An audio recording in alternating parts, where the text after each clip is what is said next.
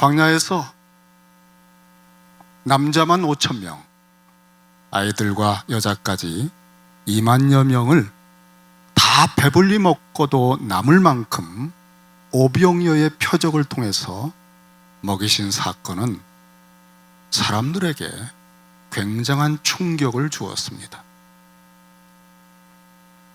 힘들고 곤고한 삶 속에 이렇게 배불리 먹었던 적도 많이 없었지만 이런 놀라운 표적을 일으키는 분이라면 하는 기대와 함께 왕을, 메시아를 갈망하는 그들의 심령 속에 불길이 기름에 불을 지른 것처럼 일어났던 것입니다.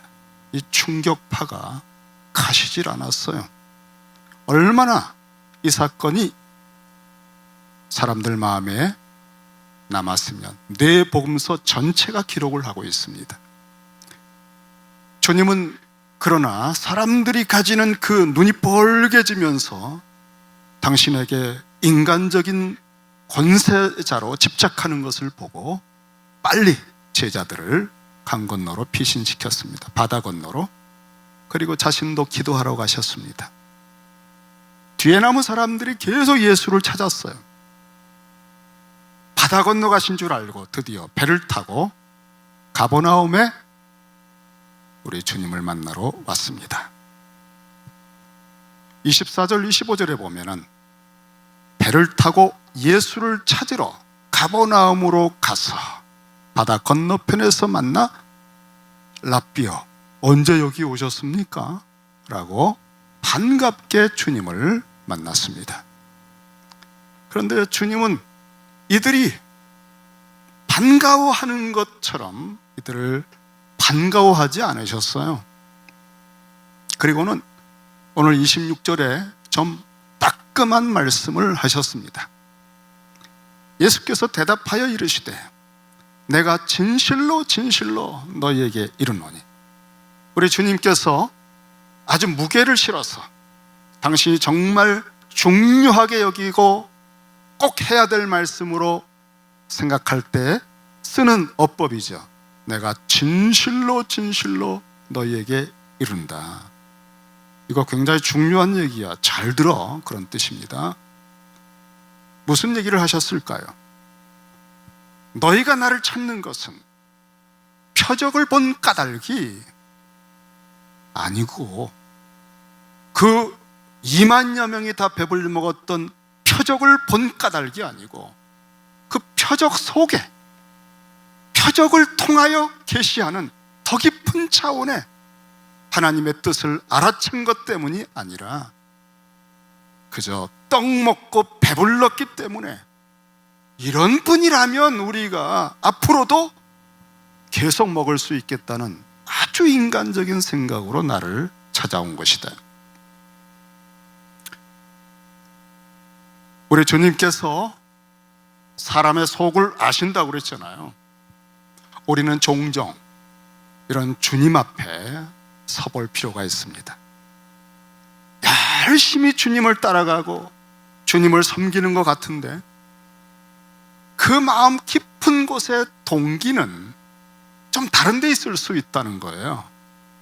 우리는 서로 몇 겹의 가면과 포장지를 가지고 명분을 가지고 신앙생활 열심히 하는 것처럼 보이는 기술들이 많이 있기 때문에 야, 대단히 열심히 한다 그렇게 보여지지만 주님께서 혼과 영과 골수의 깊이를 파고들어 그 동기를 끄집어낼 때 우리는 벌거벗은 듯이 나 자신을 스스로도 내가 이런 구석이 있었구나, 내가 사실 이랬었구나 이렇게 폭로당하고 자각을 하는 은혜가 있어요. 우리는 주님 앞에 가끔 서야 됩니다. 그리고 우리 자신이 노출될 필요가 있고 적절하게 책망을 받을 필요가 있습니다. 주님께서 이렇게 따끔하게 말씀하신 후에 너희가 이런 동기로 나를 찾는 것은 마땅치 않다. 배불리 먹었다는 것 중요하지만 그 떡은 아무리 먹고 또 먹어 배불렀다 할지라도 세월이 가면 임종할 때에 아무런 도움이 되지 않는다. 썩는 양식이다. 그러므로 썩을 양식을 위하여 일하지 말고 영생하도록 있는 양식을 위하여 하라. 어찌 보면 좀 냉정한 말씀입니다. 우리가 무엇 때문에 일하는가도 생각해 볼 수 있습니다. 여러분, 일을 왜 하지요? 직장 다니는 목적이 무엇입니까? 어떤 분들은 자아 실현을 위해서 일을 하는 분도 있어요. 차원이 좀 높은 분입니다. 또 어떤 분들은 사회에 공헌하기 위해서 일하는 경우도 있고요. 때로는 몇 대 이어오는 가업, 정말 스시 하나 만드는 거, 일본에 가면 그런 장인들이 있습니다. 그것을 물려받아서 일하는 경우도 있습니다. 또는 민족의 혼이 여기서 끊기면 안 된다. 무형문화재 같은, 먹고 사는 게 무슨 넉넉한 건 아닌데 그거 내가 하나면 끝쳐요. 그래서 하는 경우도 있습니다. 소명을 받고 일하는 경우도 있습니다. 그런데 오늘 이 사람들, 예수님을 이렇게 쫓아온 이 사람들은 그런 종류의 사람들이 아니라, 지금 베세다 지역 그 어간에서 배 타고 온 이 사람들은 주로 가난한 사람들이에요. 여러분, 주기도문 아시죠? 하나님 앞에 뭘 구합니까? 일용할 양식을 달라고 구합니다. 오늘 먹고 내일 먹을 게 없는 사람들이 많았어요. 로마의 식민지 상태에서 세금 내면 남는 게 없는 그런 사람들이에요. 성경에 보면은 나 일 좀 시켜달라고 길가에 서 있잖아요. 그날 포도원에 불러주면 하루 먹는 겁니다. 바로 이 사람들이 그런 사람들이에요. 그들은 일용 노동자들 또는 고기를 좀 잡거나 농부들, 이런 별 부요함이 없는 사람들이기 때문에 이들의 사고 구조는 하루 종일 일하는 거 생각합니다. 왜냐하면 먹고 살아야 되니까. 그 한 끼, 가족들 하루를 먹을 수 있는 그 일을 생각하는 거예요. 그렇게 평생을 살아왔어요. 그래서 이 사람들에게 있어서는 모든 삶이라고 하는 게, 의식구조라고 하는 게 모두 썩을 양식을 위해서 일하는 겁니다. 어쩔 수가 없어요. 그러니까 한번 그 배불리 먹었던 그 표적의 오병이어는 굉장한 감동과 기대감을 준 겁니다. 그러니까 며칠 일 안 하고 예수님 쫓아온 거예요. 예수님만 있으면 될 것 같았던 거죠. 이런 사람들에게 썩는 양식을 위해서 일하지 말라라고 하시는 말씀은 굉장히 냉정한 말씀입니다.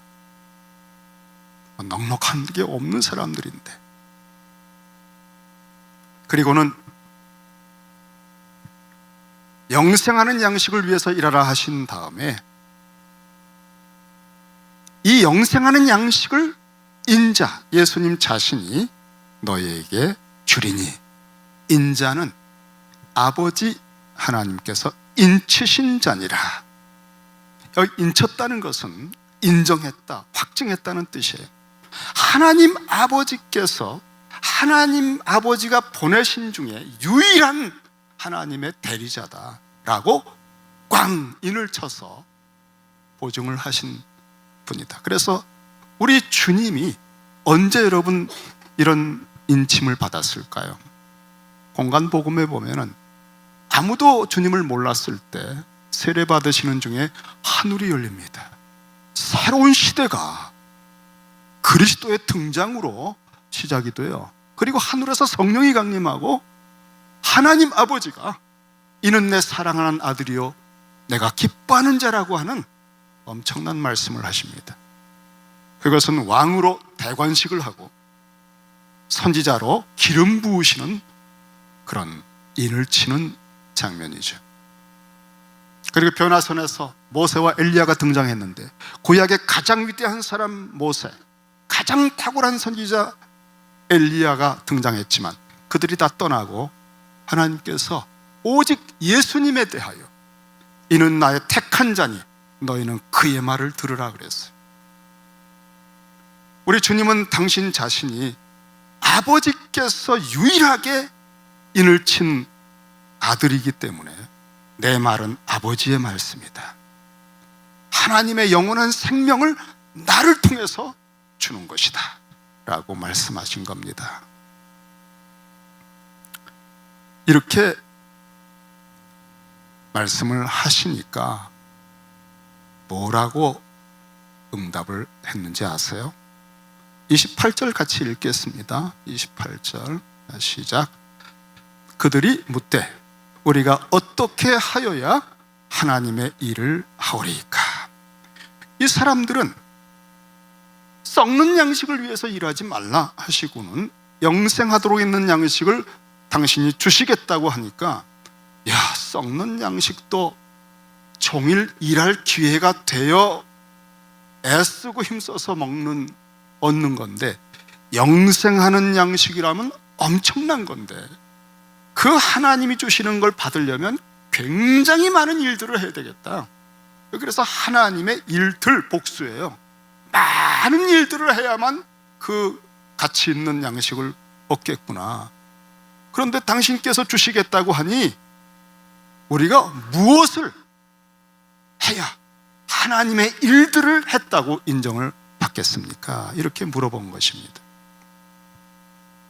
정말 일을 해야만 먹고 사는 평생 그런 사고 구조와 생각이 가득하기 때문에 다른 도리가 없었어요. 다른 질문을 할 수가 없었던 거죠. 굉장히 가치 있는 거니까. 어느 집에 여러분이 초청을 받아서 갔습니다. 그분이 아주 소중한 거를 딱 꺼내왔습니다. 사실 이거 아무한테도 보여주지 않은 건데요, 이거 세계에서 몇 개 없는 겁니다. 오늘 특별하게 좀 이렇게 보여드립니다. 야, 여러분 그런 거 여러분 볼 때 어떠세요? 와, 이런 걸 저한테 보여주시냐고. 그러고 나서 여러분에 대해서 제가 확실하게 알 수 있는 것이, 여러분은 그 다음에 반드시 이 말을 하게 됩니다. 예외 없이 모든 분들은 그 세계에서 몇 개 없는 그것을 보는 그 순간에 여러분들은 다 똑같은 말을 하게 돼 있어요. 목사님, 제가 무슨 말 할지 어떻게 아세요? 아니요, 알아요. 이런 말을 합니다. 이거 얼마예요? 이거 얼마나 되는 거예요? 굉장히 비쌀 텐데요. 우리들은 평생을 내가 일하고 수고하고 그 대가로 받는 세계를 살아왔기 때문에 굉장히 가치가 있는 거, 영생하도록 있는 양식, 이런 얘기를 들으면 많은 일들을 해야 된다고 생각하는 거예요. 애굽에서 노예살이 하다 보니까 일을 안 하면 채찍을 맞고, 일을 해야 그나마 떡을 먹습니다. 일을 해야 나일 강물도 마십니다. 자, 그러다 보니까 일을 하면 먹는다, 그리고 일하면서 눈치 보고, 그 모든 것이 자꾸 노예로 그 떡을 먹을수록, 그 물을 마시면 마실수록 자꾸 위축이 되고 눈치를 보게 되고 자꾸 노예가 돼가는 거예요.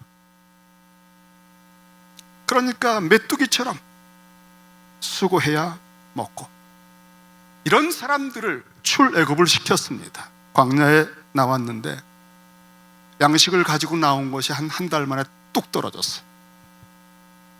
이때부터 공포감이, 불안과 두려움과 염려가 막 치오릅니다. 왜냐하면 광야에서는 일을 할 수가 없거든요. 이 광야라고 하는 곳은 아무리 젊어도, 경력이 좋아도 아무리 외모가 준수해도 일을 할 수가 없어요. 일할 곳도 없고 속수무책입니다. 이것처럼 무서운 게 없어요. 공포의 도가니였어요. 원망과 아우성과. 그때 하나님께서 이들에게 아무런 일을 하지 않고 수고하지 않았는데 하늘에서 만나가 떨어지게 했습니다. 40년 동안. 이거 얼마죠? 많은 일들을 해야 되겠네요. 어떤 하나님의 일들을 해야 되겠습니까? 우리의 사고방식 속에 있는 이 노예근성, 인간의 모든 사고, 생각의 이 뿌리를 완전히 뇌회로화되어 버린 중독된 인간의 관점을, 세계관의 근원을 40년 동안 바꾸신 거예요. 은혜로, 믿음으로 산다는 것을. 은혜와 믿음이라고 하는 낯선 세계를, 아버지의 통치를, 너희는 종이 아니야, 아버지의 은혜 속에서 살아가는 거야. 하나님 아버지를 신뢰하라, 믿으라. 그렇게 40년을 광야에서 훈련받고 나서야 그들은 자유해졌어요. 우리가 무슨 일을, 하나님의 어떤 일들을 해야 그 영원한 가치 있는 양식을 먹을 수 있을까요? 거기에 대한 주님의 대답입니다. 29절에 예수께서 대답하여 이르시되 하나님께서 보내신 이, 하나님께서 인치신 이, 하나님께서 특별히 구원자로 보내신 이를 믿는 것이 하나님의 일, 단수입니다. 일들이 아니에요. 하나님의 일이니라. 많은 일들을 해야 그 영원한 양식을 얻을 것이라고 생각하느냐? 아니다. 딱 한 가지를 해라. 그것은 하나님이 보내신 당신 예수를 믿는 것이다. 여러분, 믿는 거 한 가지입니다. 많은 일들을, 하나님의 일들을 해야 그 영원한 양식과 영생과 구원을 얻을 거라고 생각하는 사람들에게 오늘 주님은 답하고 있어요. No. 딱 한 가지만 해.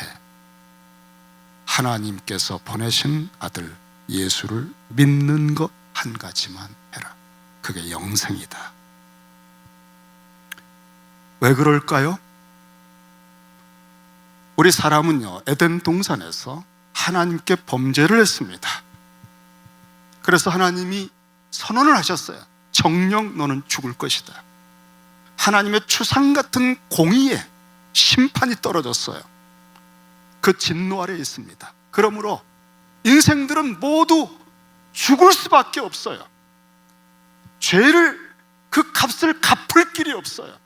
그러니까 이런 사람들이 아무리 수고하고 성실하게 열심히 일한다 한들 값을 댈 수가 없는 거예요.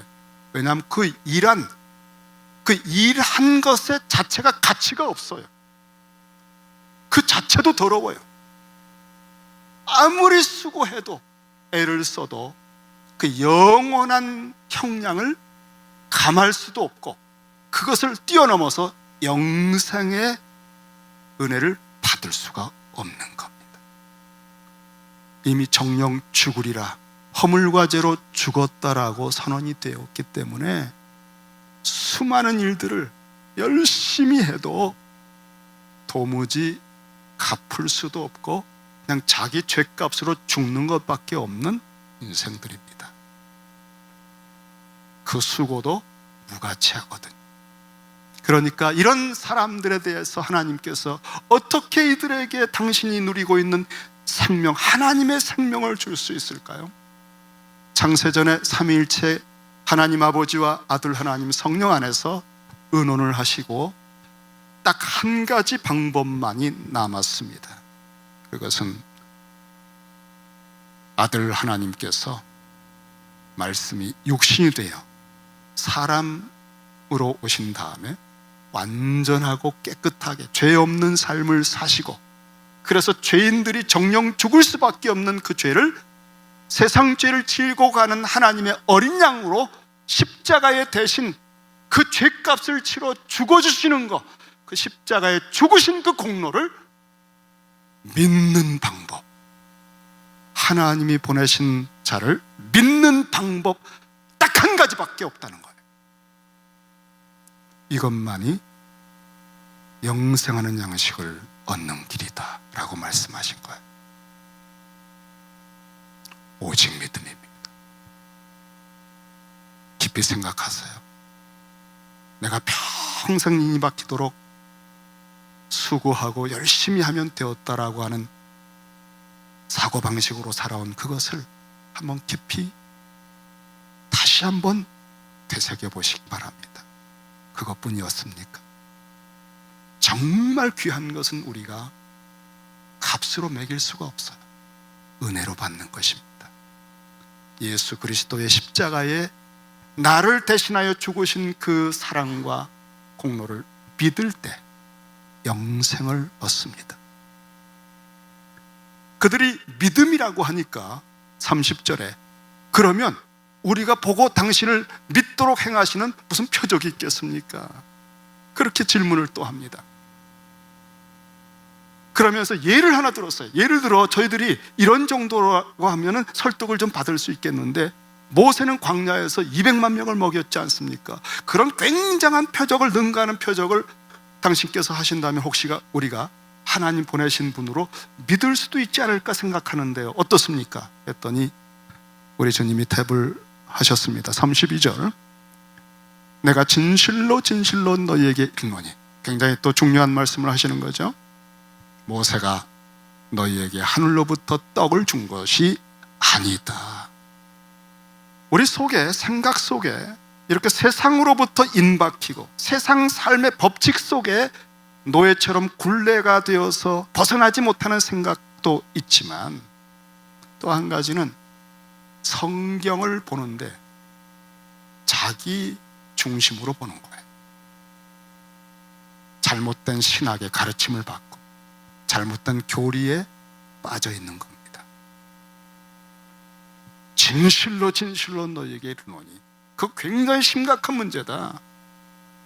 그 떡은 모세가 준 게 아니다. 내 아버지께서 주신 것이다. 그리고 그 만나보다 더 완전한 내 아버지께서 너희에게 하늘로부터 참떡을 주신 나니, 하나님의 떡은 하늘에서 내려 세상에 생명을 주는 것이니라. 그러니까 그들이 말해요. 주여, 이 떡을 항상 주세요.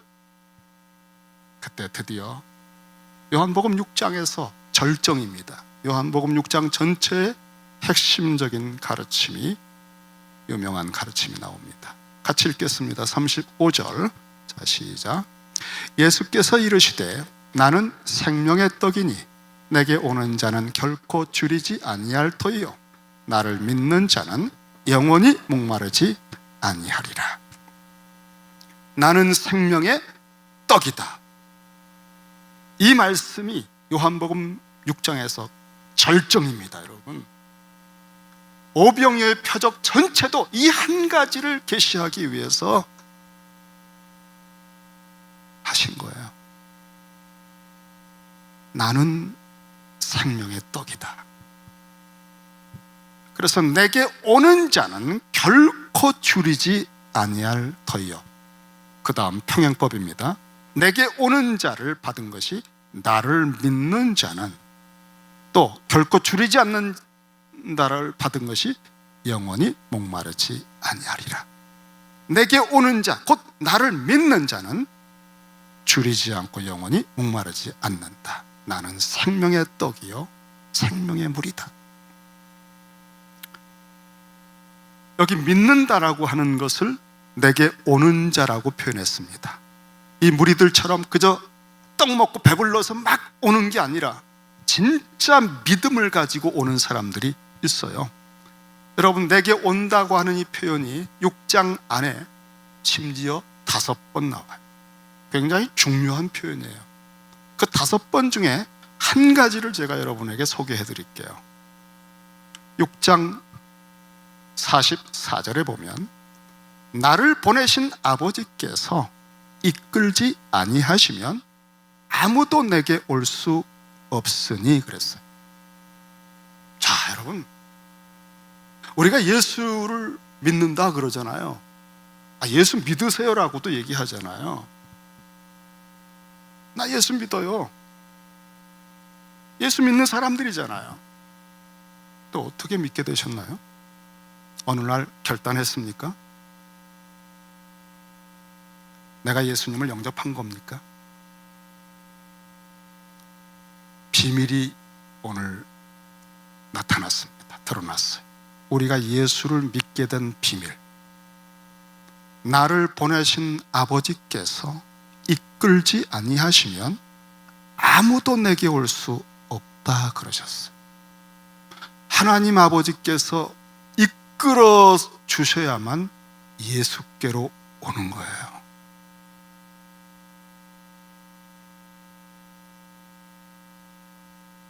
마태복음에 우리가 잘 아는 말씀이 있죠. 12제자가 주님을 한참 따라다니며 배웠습니다. 어느 날 주님께서 그들에게 질문을 하셨습니다. 너희는 나를 누구라 하느냐? 베드로가 나섰습니다. 주는 그리스도십니다. 살아계신 하나님의 아들이시죠. 자, 여러분, 주님이 굉장히 기쁘셨어요. 당신을 알아본 거거든. 무슨 선지자 정도로 알아보고 굉장히 탁월한 어떤 사람으로 알아본 게 아니라 당신은 그리스도십니다. 그리고 하나님의 아들이십니다. 살아계신 하나님의 아들. 우리가 그의 영광을 보니 하나님의 유일한 아들이라고 그랬잖아요. 영광이라는 신적인 영광의 광의가 번뜩번뜩하는 것은 하나님의 권위거든요. 그런데 베드로가 그걸 본 겁니다. 살아계신 하나님의 아들이시잖아요. 그게 어느 날 보였던 거예요. 그리스도의 영광을 본 겁니다. 당신이 인간이 아니라고 하는 것을 본 거예요. 그때 주님께서 너무나 기뻐서 바요나 시몬아 이렇게 말씀하시고 뭐라고 하신지 아시죠? 너 참 통찰력이 대단하다. 너 나를 오랫동안 이렇게 따라다니면 내 표적을 보고 내 가르침을 듣고 났더니 그 비상한 통찰력이 정리를 잘했구나. 어떻게 나를 알아봤니? 너 다른 제자들보다 좀 뛰어난 면이 있다. 아, 마음에 든다. 귀하다. 라고 했습니까? 인간의 지성과 탁월성, 통찰력, 경험, 집요함, 집중력으로 예수가 누구신지 그 영광을 본 것일까요? 아닙니다. 바요나 시몬아, 내가 복이 있구나 그랬습니다. 여러분, 복입니다. 복. 절대 인간 스스로가 통찰력으로, 지성으로, 집중력으로 예수의 정체를 간파한 게 아니라 복을 받은 겁니다. 시몬아, 내가 복이 있도다. 이를 내게 알게 한 이는 혈육이 아니라 너 자신도 아니고 내 통찰력도 아니고 내 집요한 어떤 성격도 아니다. 어떤 사람들이 준 지식도 아니다. 혈육이 아니요 하늘에 계신 내 아버지시니라. 나를 보내신 아버지께서 이끌지 아니하시면 아무도 내게 올 수 없다. 나를 알아볼 수 없다. 마태복음 11장에서는요 더 확실하게 말씀하셨어요. 아버지 외에는 아들을 아는 자가 없고. 우리가 주님을 안다고 그러잖아요. 또 웬만큼 아는 것도 있는 것 같잖아요. 아버지 외에는 아들을 아는 자가 없습니다. 창세 전부터 삼위일체 하나님 간에 아버지 품속에 계신 아들을 온전히 아는 분은 딱 한 분이에요. 아버지입니다. 아버지가 당신의 아들 예수를 아는 깊이와 그 의미는 우리의 상상을 다 뛰어넘습니다. 세례 받으실 때에 온 인생들의 죄를 짊어지고 물속에 첨벙 들어가셨다가 나오시면서 하늘을 향하여 기도하실 때 지성소를 열고 성령을 부으시면서 너는 내 사랑하는 아들이라 내가 너를 기뻐하노라고 하신 아버지의 심장이 터질 것 같은 감격과 기쁘심, 그 아들에 대한 알물 여러분이 아시나요? 우리가 아는 예수님은 아버지가 알고 있는 예수님인가요? 이 아버지가 당신을 아시기 때문에 이 땅에 수많은 사람들이 멸시하고 침을 뱉고 때리고 끌고 다니고 모욕을 해도 아버지가 당신을 온전히 아시는 걸 알기 때문에 자유하신 거예요.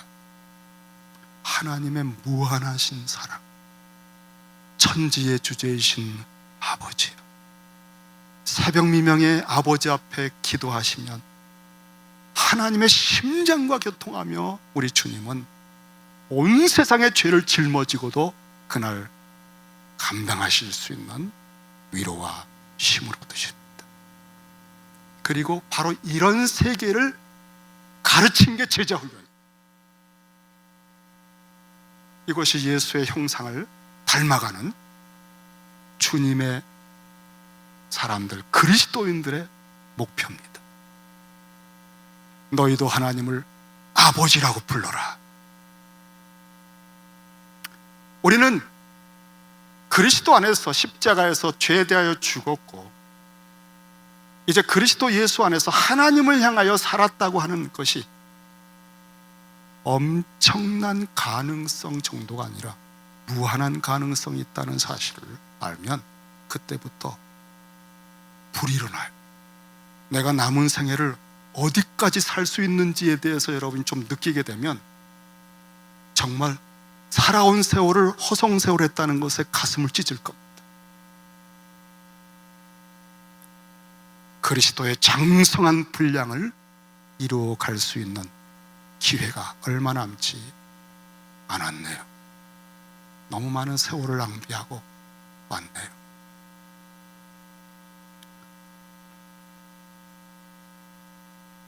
하나님 아버지가 아들을 아는 이 알매 대해서 이것이 바로 우리의 목표다라고 얘기했던 사람은 조나단 에드워드입니다. 아버지가 아들을 사랑하시는 것처럼 우리가 아들을 보게 되면 우리가 그리스도의 영광을 보는 것이 얼마나 황홀하고 지상에서 가장 최고의 복 중에 하나가 그리스도의 영광을 알고 그 주님을 더욱 알아가는 것이 가장 고상한 지식이고 나머지는 비교해보면 거의 배설물과 같다고 한 표현들이 조금 느껴지면 이제 우린 시작한 겁니다. 우리 신앙생활 시작한 거예요. 이 주님이 아버지로부터 받는 사랑과 생명의 떡을, 그 영생을 우리에게 주신다는 거예요. 그 영생 속에 이 아들이 누리고 있는 모든 것이 우리 것이 된다는 겁니다. 내게 오는 자, 아버지께서 나에게 보낸 자들, 이들에게, 나를 믿는 자들에게 이 영생을 주리라. 그러고 보면 우리가 복음을 전하지만 우리는 우리 몫을 하는 거예요. 복음을 전합니다. 그리고 내가 복음을 들었을 때 몇 차례나 거절하고 정말 그게 뭐냐고 아무런 의미도 느껴지지 않는다고 했던 세월을 거쳐서 어느 날 늘 듣던 설교 억지로 와서 앉아있다가 들었는데 그전에는 씨알도 안 먹히던 그 메시지가 그날 별거 아니었는데 무슨 족보 같은 거 나와서 아무게 살고 죽고 살고, 그런데 그날 설교 듣고 나와서 완전히 딴 사람이 된 거예요. 왜 그랬을까요? 아버지께서 아들을 보여주신 거예요. 눈을 열어주신 겁니다. 아들의 영광을 보여주신 겁니다. 얘야, 오늘 설교 본문이 시원치 않아. 거기 뭐 예수 얘기도 안 나와. 하지만 내가 오늘 내 아들 한번 보여줄게. 내가 너의 눈을 한번 열어주마. 그날 나를 사랑하시고 내 죄를 짊어지고 죽으신 나의 주님의 얼굴을 본 거예요. 아버지가 그걸 보여주신 거예요. 창세전부터 나를 품고 나를 위해 죽으시는 그 절절한 사랑의 얼굴을, 그 아들의 얼굴을 보여주신 거예요. 그리고 그냥 슬쩍 지나가는 메시지 안에 나의 목자의 음성을 들려주신 거예요. 그런 순간을 믿는다고 해요. 믿어졌다. 믿어지네? 왜 오늘 이게 믿어지지? 언제일지 모르지만 아버지가 정한 때에, 가장 좋은 때에 아들을 보여주십니다. 우리가 그랬잖아요. 그래서 우리는 때도 시도 없이 복음을 전하는 거예요. 그리고 그들을 위해서 뭐 하느냐? 기도하는 거예요. 오 아버지, 저에게 주셨던 이 황홀한 은혜의 체험을 그도 맛보게 해 주십시오. 저를 오래 참으셨던 것처럼 저도 인내하며 그를 사랑하고 중보합니다. 좋은 날이 오게 해 주십시오. 포기할 수 없는 일이죠. 교회는 그 일을 하는 겁니다. 그래서 등경이라고 하는, 빛을 발하는 곳이다. 우리 주님께서 나를 만나 주셨던 그 은혜를 기억하면서 우리가 그 일을 또 해보십시다. 기도하겠습니다. 이 시간은 우리 함께 기도할 때 우리 같이 합심해서 앞으로 저희들 몇 달간